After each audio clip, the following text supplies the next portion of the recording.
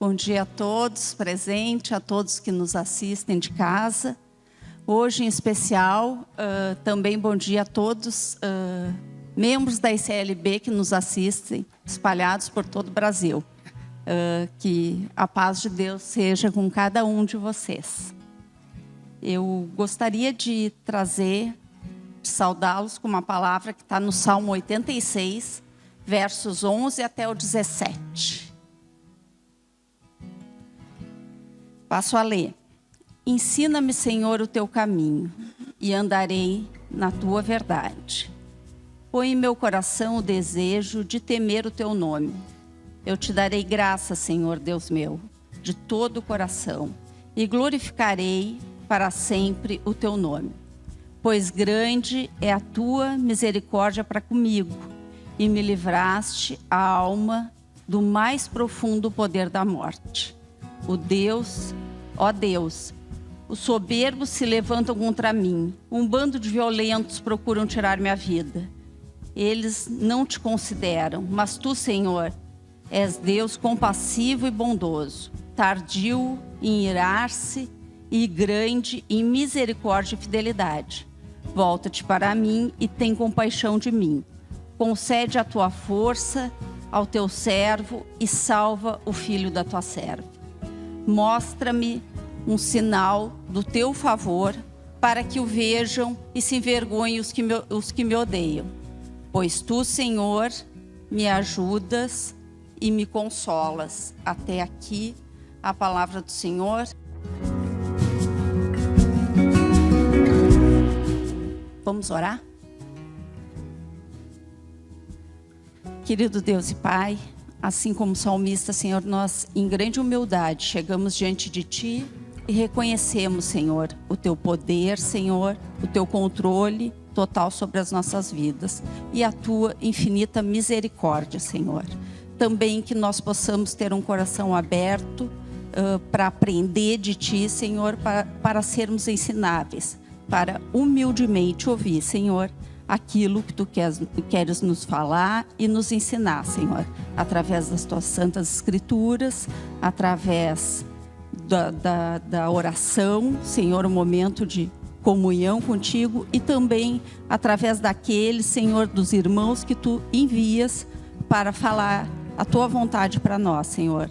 Dá, Senhor, que a gente possa não apenas escutar, mas também ouvir, que a gente possa ser cada vez mais ensináveis, Senhor. Em nome de Jesus. Amém.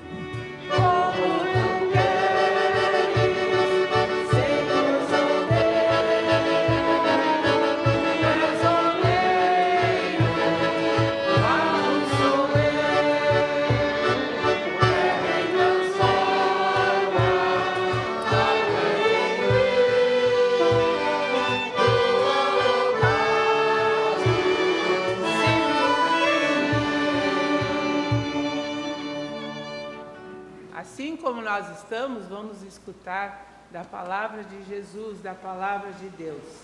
Mateus 13, versículos 24 em diante. Jesus lhe propôs outra parábola, dizendo: o reino dos céus é semelhante a um homem que semeou a boa nova no seu campo. Mas enquanto todos estavam dormindo, veio o inimigo dele e semeou o joio no meio do trigo e foi embora. E quando as plantas cresceram e produziram frutos, apareceu também o joio. Então os servos do dono da casa chegaram e disseram: patrão, o senhor não semeou boa semente no seu campo? De onde então vem esse joio? Ele, porém, lhes respondeu: um inimigo fez isso. Mas os servos lhe perguntaram: o senhor quer que a gente vá e arranque o joio? O dono da casa respondeu: não, porque ao separar o joio, vocês poderão arrancar também com ele o trigo. Deixem que cresçam juntos até a colheita, e no tempo da colheita direi aos ceifeiros: ajuntem primeiro o joio, e amarre-o com feixes para ser queimado, mas recolham o trigo no meu celeiro. Então, despedindo as multidões, Jesus foi para casa. E aproximando-se dele, os seus discípulos disseram: Explique-nos a parábola do joio do campo. E Jesus respondeu: O que semeia a boa semente é o Filho do Homem. O campo é o mundo. A boa semente são os filhos do reino. O joio são os filhos do maligno. O inimigo o semeou é o diabo. A colheita é o fim dos tempos e os ceifeiros são os anjos. Pois assim como o joio é colhido e jogado no fogo, assim será no fim dos tempos. O Filho do Homem mandará os seus anjos que ajuntarão no seu reino todos os que servem de pedra de tropeço e que praticam o mal. E os lançarão na fornalha acesa, e ali haverá choro e ranger de dentes. Então os justos resplandecerão como o sol no reino de seu Pai. Quem tem ouvidos para ouvir, ouça.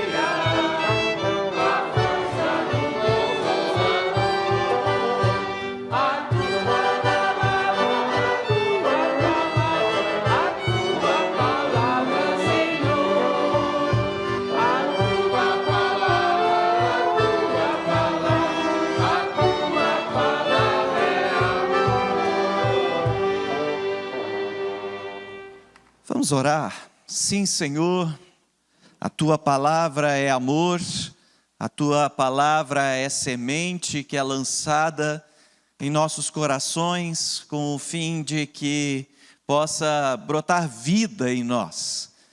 E a obra do Teu Espírito Santo, por intermédio da palavra, é nos dar vida, vida eterna, restauração, reconciliação, nos lembrar da paz que o Senhor nos oferece por intermédio de Jesus Cristo. Ó Senhor, nesse momento, que Tu venhas e abra nossa mente, abra nossos ouvidos e nosso coração, para que a palavra semeada, Senhor, possa assim frutificar para a Tua honra e para a Tua glória. Em nome de Jesus. Amém. Ontem à noite fizemos um programa de família, pelo menos parte da família, e fomos assistir o Indiana Jones.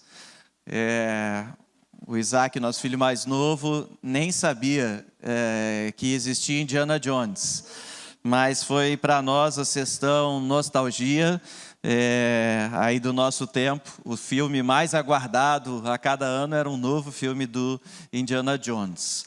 E os filmes do Indiana Jones, né, esse arqueólogo, são marcados por muita aventura. E ele é envolvido nessas aventuras em busca de tesouros da humanidade, em busca de valores antigos que estão perdidos e especialmente desvirtuados, né? E ele trabalha então essa busca pelo resgate da história, pela manutenção da história, conflitando com aqueles que querem fazer uso desses valores para si. E nesse específico, né, que é Indiana Jones e o Chamado do Destino, eles estão à busca ou à procura de um aparelho que Arquimedes teria criado, e com esse aparelho se poderia controlar o tempo, ou seja, segundo eles, você poderia encontrar fissuras no tempo e voltar no tempo em algum lugar. De alguma forma, o ser humano ele tem essa tendência, essa busca de poder querer controlar todas as coisas, né? Ele conseguiu chegar no espaço, né? E fala do filme desse momento em que o homem chega à Lua, mas o ser humano não está contente em controlar o espaço, ele quer controlar o tempo. E desta feita, o Harrison Ford, que é o Indiana Jones, ele já está se aposentando, com um casamento praticamente destruído, tinha perdido um filho aí na história, um luto maltratado, havia perdido um dos seus grandes amigos, e a filha desse seu grande amigo, que era sua afilhada, ela também se torna arqueóloga, mas com outros propósitos. O propósito dela é conseguir dinheiro. A vida dela é encontrar esses tesouros e vender a qualquer custo para conseguir dinheiro. Então ela defende que a vida, o sentido da vida é ganhar dinheiro. O Indiana Jones, de alguma maneira, diz que o sentido da vida está em manter os valores, ainda que ele mesmo não está praticando. Ao final da sua história, as aventuras lhe roubaram a própria família. Então o filme vai em torno disso, e a pergunta pelo valor da vida, pelo valor do casamento, da família, dos valores, perpassa o filme, mas no fundo a pergunta central do filme é: quem está no controle de todas as coisas? Nós, seres humanos, queremos ser deuses? Então, o filme é feito de batalhas, e nós estamos conversando sobre as batalhas familiares de cada dia. E a leitura de hoje, ela é de Isaías, no capítulo 44, e nós vamos ler, se você conseguir acompanhar dali, se não, Isaías 44, a partir do verso 6 até o verso 8, diz assim: Assim diz o Senhor, Rei de Israel, o seu Redentor, o Senhor dos Exércitos: eu sou o primeiro e sou o último, além de mim não há Deus. Quem então é como eu? Que ele o anuncie, que ele declare e exponha diante de mim o que aconteceu desde que estabeleci meu antigo povo e o que ainda está para vir. Que todos eles predigam as coisas futuras e o que irá acontecer. Não tremam, não tenham medo. Não anunciei isso e não o predisse muito tempo atrás? Vocês são minhas testemunhas. Há outro Deus além de mim? Não. Não existe nenhuma outra rocha.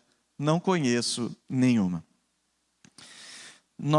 O livro de Isaías, o profeta Isaías, ganha a responsabilidade dada por Deus de comunicar ao povo de Israel que essa sua busca por satisfazer a si mesmo, por seguir as suas próprias orientações, em não seguir aquela que era a vontade de Deus para as suas vidas, estava ali fazendo com que o povo perdesse todas as bênçãos prometidas desse andar com Deus. Eles estavam por perder a terra, perder o templo, estavam para perder a sua liberdade, então seriam invadidos e levados cativos pelos inimigos externos, como foi lido aqui.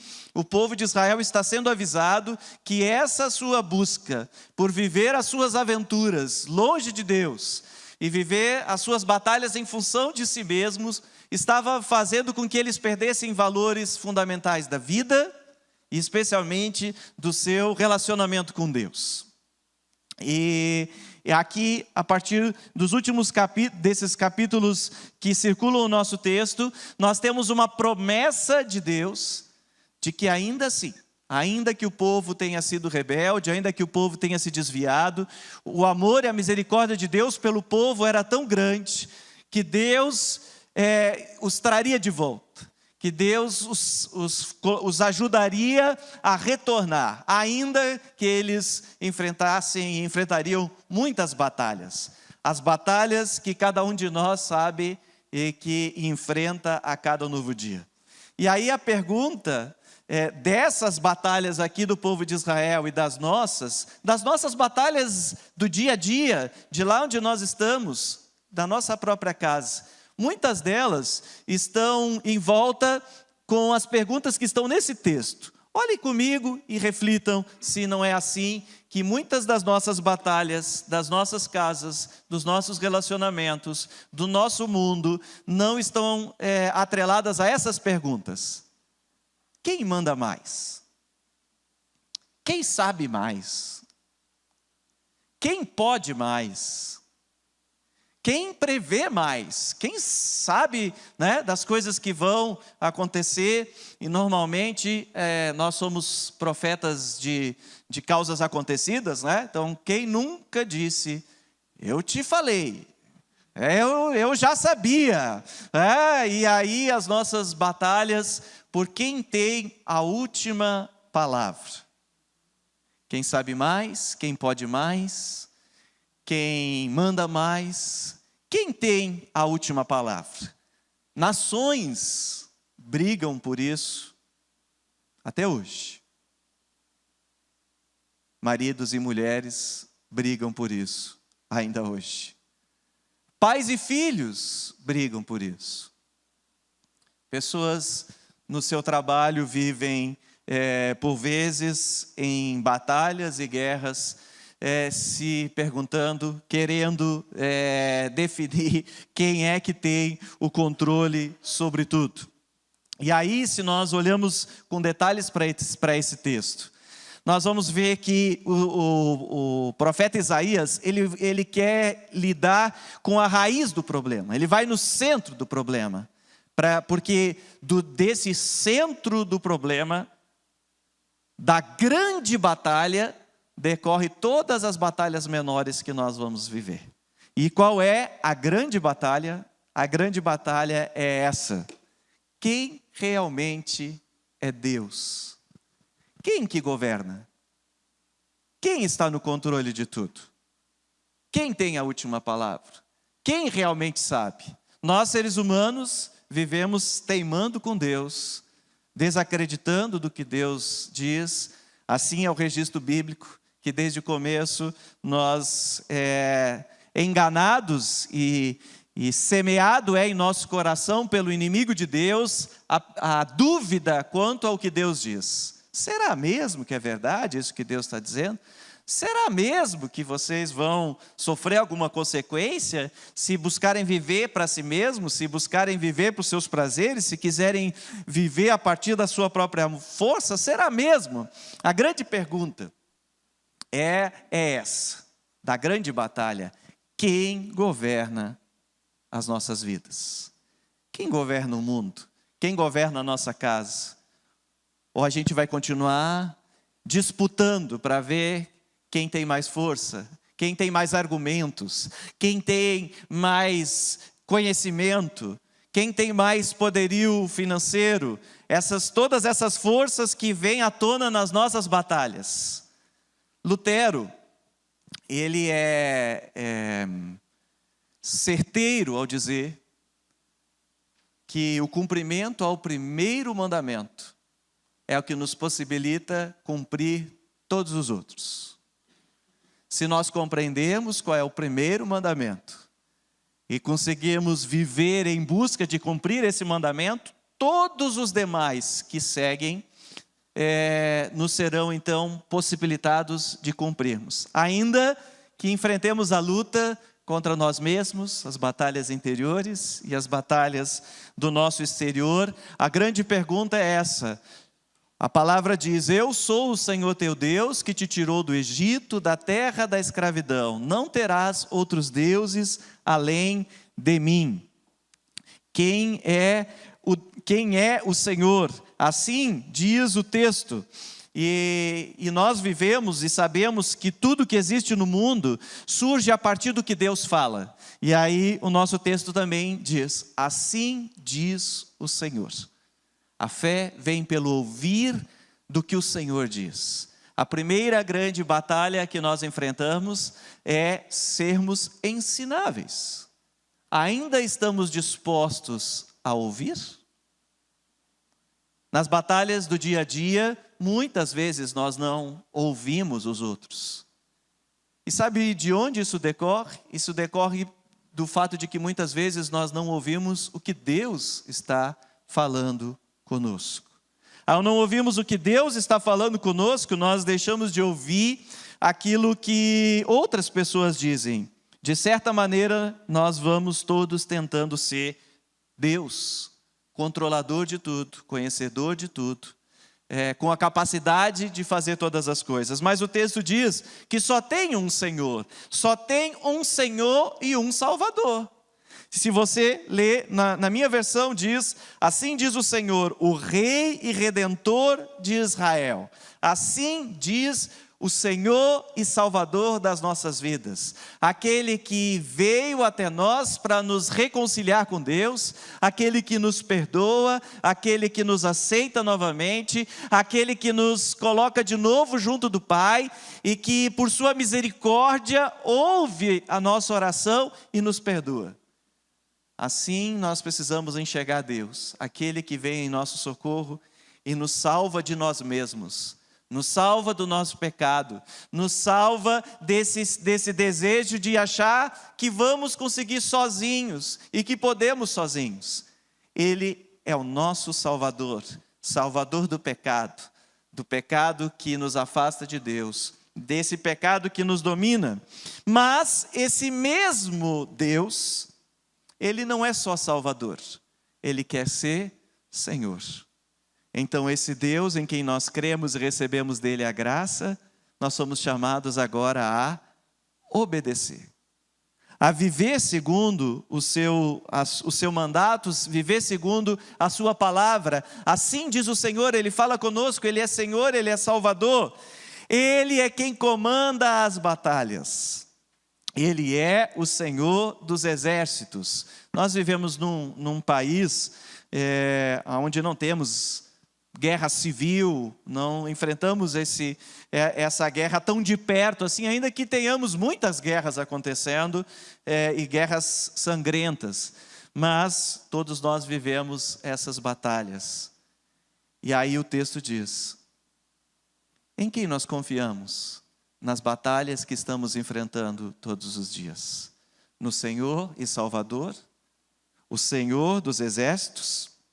E por que nós deveríamos confiar nesse Salvador e nesse Senhor? Por quê? Porque Ele é o primeiro e o último. Porque Ele é de eternidade a eternidade. E aí, meus queridos, Ele chegou antes de todo mundo. E Ele é o último que vai embora. Nas batalhas do nosso dia a dia, quem são aqueles em quem nós confiamos? São aqueles em quem nós olhamos ao redor e enxergamos eles ali.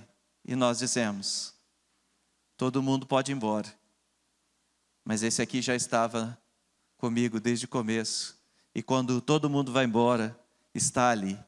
Quem são aqueles? Quem a gente olha para o lado e percebe que estão conosco.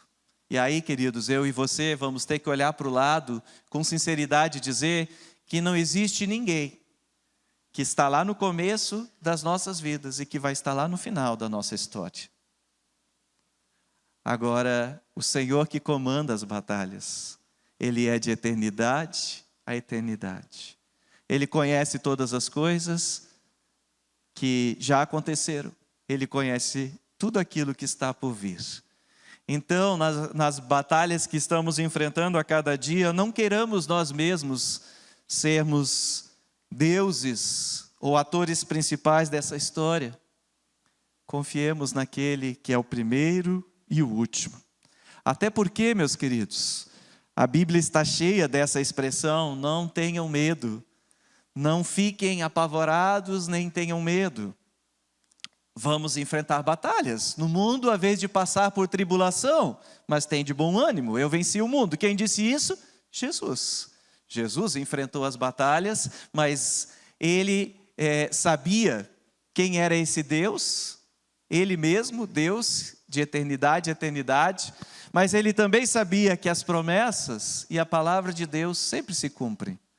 Essas profecias do profeta Isaías se cumpriram. Alguns anos depois, elas se cumpriram. Algumas dessas profecias se cumpriram com a vinda do Messias.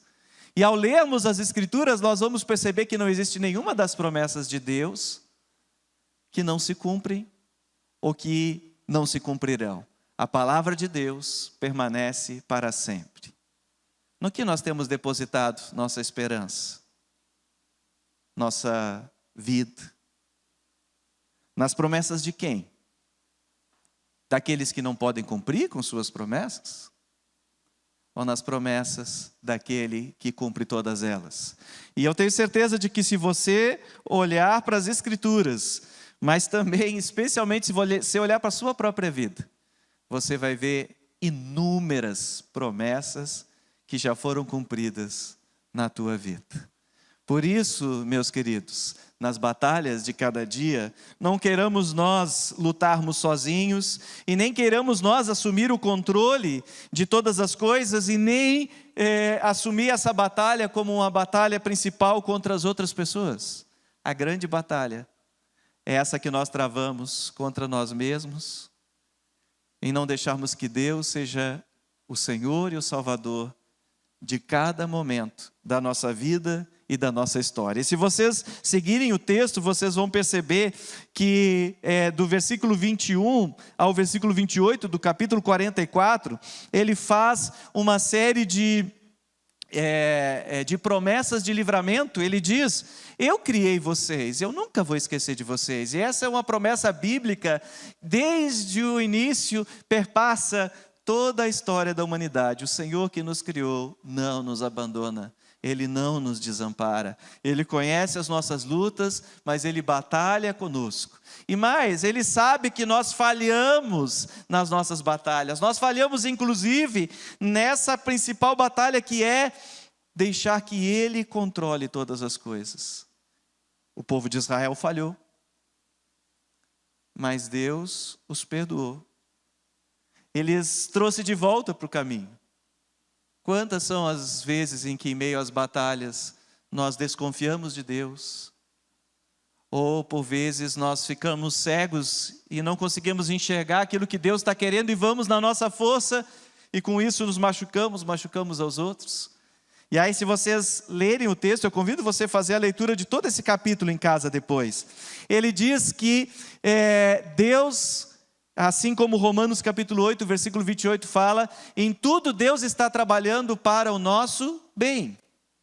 Inclusive o rei Ciro, um rei pagão, seria usado por Deus para trazer de volta o povo de Israel. O Senhor está no controle de todas as coisas, da minha e da tua vida. E Ele nos convida a sermos testemunhas. É o que o texto diz. Quando o Espírito Santo é enviado a nós, e o Espírito Santo na vida daquele que crê, é aquele que nos faz compreender a verdade, é aquele que transforma a nossa vida de tal forma que a gente entende quem Deus é e nos ajuda a praticar a vontade de Deus. E o Espírito Santo nos ajuda a falarmos para as outras pessoas que elas não precisam mais ficar guerreando umas com as outras. Elas não precisam mais ficar disputando quem sabe mais, quem pode mais. Elas podem confiar no Deus que tudo pode, tudo sabe, que tudo faz para o bem daqueles que o amam. Aquele Deus que é bondoso. E nós somos chamados a sermos testemunhas disso. de que não há outro Deus, outra força, outra rocha, sobre o qual edificar nossa vida e nossa casa. Quem falou sobre isso? Jesus Cristo. Aqueles que confiarem nele, que crerem nele, na sua palavra, são aqueles que edificam a sua casa, a sua vida sobre a rocha. Qual a rocha?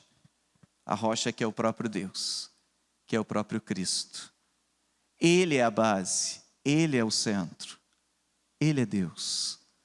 E uma vez que a nossa vida está então fundamentada nessa verdade, nós vamos então descendo para os mandamentos e vamos percebendo que nós não vamos querer prejudicar em nada o próprio Deus, e não vamos usar o nome dele em vão, nós vamos separar tempo da nossa vida para ele, porque sabemos que precisamos dele, e aí nós vamos descendo para os relacionamentos, e a família tem parte fundamental, nós vamos dizer família, filhos, nós vamos dizer que o ser humano e a sua vida é importante, a vida dele, tudo que ele tem, a dignidade dele, e nós vamos então não querer tirar e nem cobiçar nada que é do outro.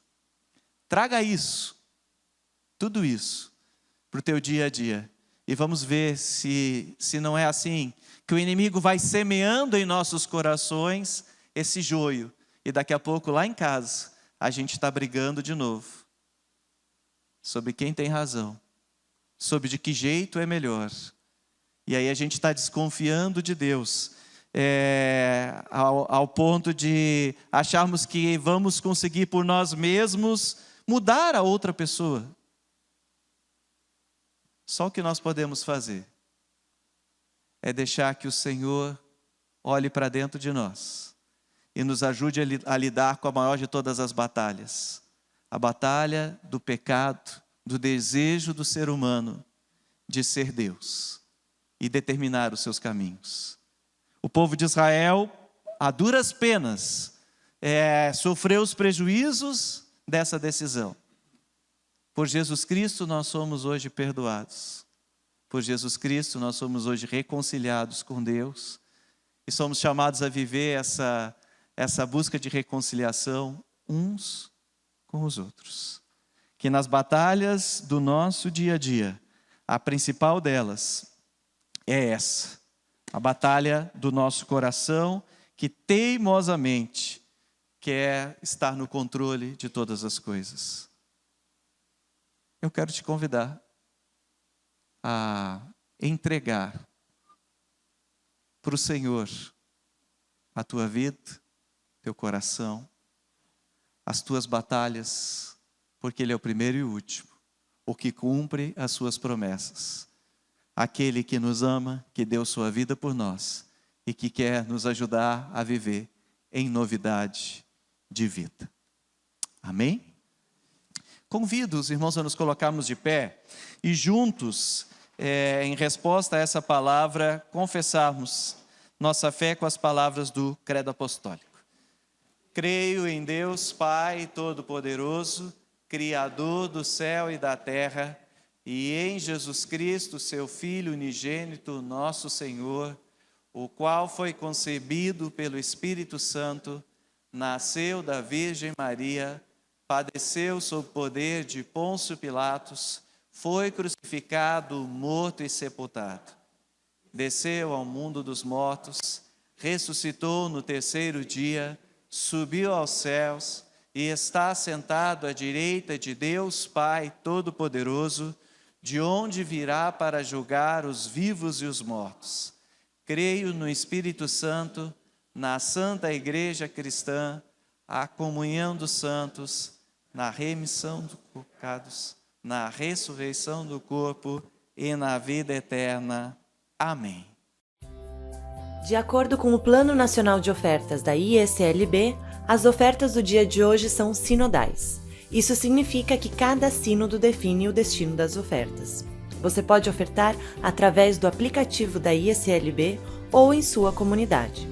Ao ofertar, lembramos que tudo provém de Deus, assim como lemos em 1 Coríntios capítulo 29, versículo 14.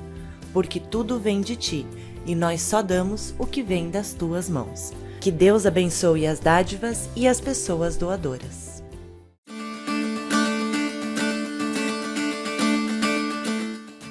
Obrigado, Deus amado, porque nós podemos chegar diante de Ti nesse instante. Primeiramente, Te bendizendo pela dádiva da vida, pelo sustento que o Senhor nos dá a cada novo dia. Obrigado, Senhor, porque Tu não deixas que nada nos falte. E as ofertas que nós trazemos ao altar são um reconhecimento, Senhor, de que Tu és quem providencia tudo para o nosso viver. O Senhor não tem deixado faltar e nem faltará, porque é promessa do Senhor para as nossas vidas. Obrigado porque o Senhor também tem dado a cada irmão, Senhor, esse olhar e esse gesto comprometido contigo, da generosidade para com a tua missão e para com as outras pessoas. Continua, Senhor, nos dando um coração grato e comprometido. Assim nós, Senhor, também nesse instante oramos, Senhor, pela família Schaefer, pela família enlutada, pelas famílias enlutadas, que o Senhor esteja consolando, confortando, que o Senhor esteja cuidando, Senhor, dessas feridas que ficam pela ausência. Vem, Espírito Santo Consolador, e abraça, Senhor, cada uma dessas pessoas. Assim como nós podemos como comunidade abraçar agora. Assim, ó Pai, também vem e age poderosamente com os enfermos, cuida destes, Senhor, aqueles que estão enfermos no corpo, na alma, enfermos no espírito. Ó Deus, vem e visita com Tua graça, com a Tua misericórdia. Vem, Senhor, e restaura os relacionamentos, sejam, Senhor, relacionamentos familiares, seja, Senhor, ali onde nos locais de trabalho, seja, Senhor, na vizinhança. Vem e restaura esses relacionamentos, Senhor. Vem e renova a alegria, Senhor, daqueles que estão entristecidos, daqueles que estão desanimados. Vem, Senhor, e fortalece também a ação missionária da Tua igreja, que nós possamos ir ao encontro daqueles, Senhor, que passam por lutas e batalhas e ajudá-las, Senhor, a conhecer a Ti. Que o Senhor possa estar à frente, Senhor, e conduzindo a vida de cada um de nós, daqueles que estão nas suas casas, daqueles que nós vamos encontrar, Senhor, ao sairmos daqui. Tudo mais que nós poderíamos pedir ou agradecer, incluímos na oração que o Teu Filho Jesus nos ensinou a orar. Pai nosso que estás no céu, santificado seja o Teu nome. Venha o Teu reino. Seja feita a Tua vontade, assim na terra como no céu. O pão nosso de cada dia nos dá hoje. Perdoa-nos as nossas dívidas, assim como nós também perdoamos aos nossos devedores. E não nos deixes cair em tentação, mas livra-nos do mal. Pois Teu é o reino, o poder e a glória para sempre. Amém. Que o Senhor te abençoe e te guarde. Que o Senhor faça resplandecer o seu rosto sobre ti e tenha misericórdia de ti. Que o Senhor sobre ti levante o seu rosto, te dê da sua paz, hoje e sempre. Amém.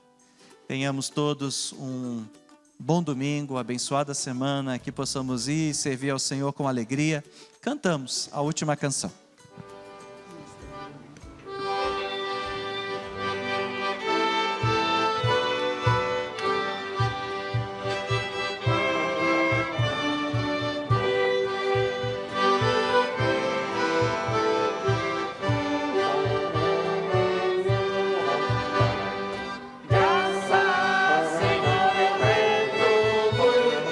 Graças por este novo dia.